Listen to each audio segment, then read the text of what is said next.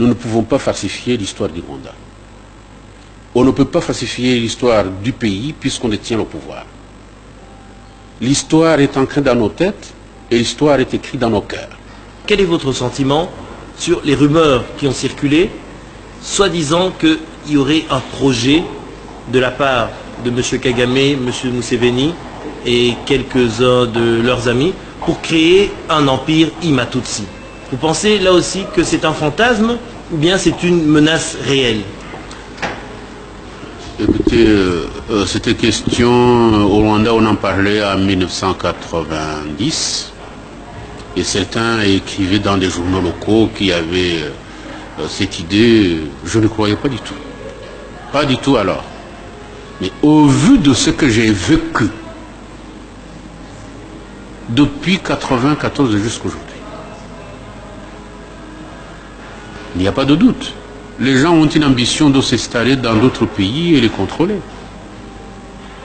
Alors, M. Museveni, il a contrôlé l'Ouganda. Il a des relations avec Kagame et ceux qui ont combattu, les Rwandais qui ont combattu pour lui. Ils se sont organisés pour que le Rwanda soit attaqué pour être sous leur contrôle. Ça a été réalisé. Au Burundi, je viens de vous le dire, il y a eu des élections. On a choisi une personne. Monsieur Ndadaye comme président de la République. Il n'a pas fait plus de 6 mois. Il a été assassiné. Et croyez-moi, là, la main de ces gens-là n'est pas du tout indifférente. Ils s'organisent aujourd'hui pour attaquer le Congo, sous prétexte que la révision des frontières devient obligatoire. Alors, quand on parle d'empire Ima ou d'empire Tutsi, il n'y a plus de doute. Est-ce dire que finalement la guerre qui a recommencé au niveau de l'Est de la République démocratique du Congo et le Rwanda et l'Ouganda n'est que subterfuge lorsqu'on entend M. Kagame et M. Museveni dire que c'est pour régler les problèmes aux frontières? Finalement, ce n'est qu'un subterfuge alors qu'en dessous, il y a autre chose. Il faut être naïf pour croire à ce que Kagame dit, franchement. Écoutez, c'est un subterfuge. Vous n'allez tout de même pas combattre les gens qui sont sur vos frontières ou tout près de vos frontières, le Rwanda et l'Ouganda, je précise, en allant commencer par Matadi et Kitona. Est-ce que les Interahamwe sont allés jusqu'à Matadi? Ils ont voulu l'enverser le pouvoir et s'occuper du Congo et exploiter les matières premières du Congo. On n'est pas dupes.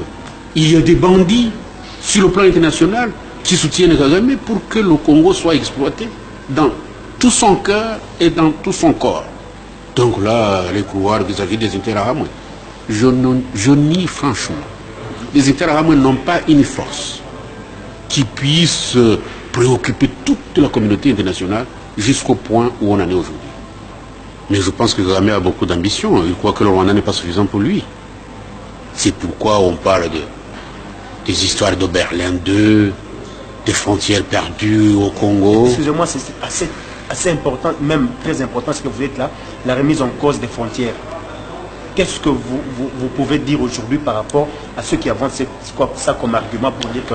J'allais justement y arriver. Oui, je vous en prie. Je pense qu'on ne peut pas avoir une telle gourmandise et nous devons nous contenter de notre petit territoire, le Rwanda.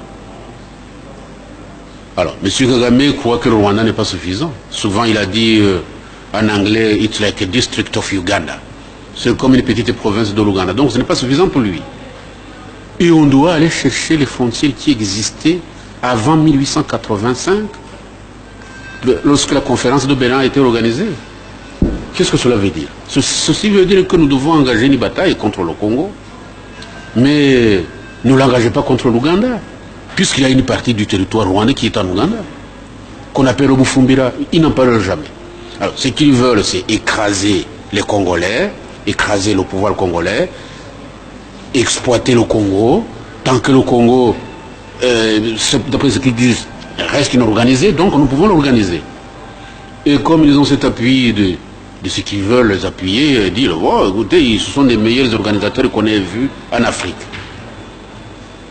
Je vous dis franchement qu'en ma qualité de Rwandais, engagé politiquement, je ne peux pas soutenir une telle politique.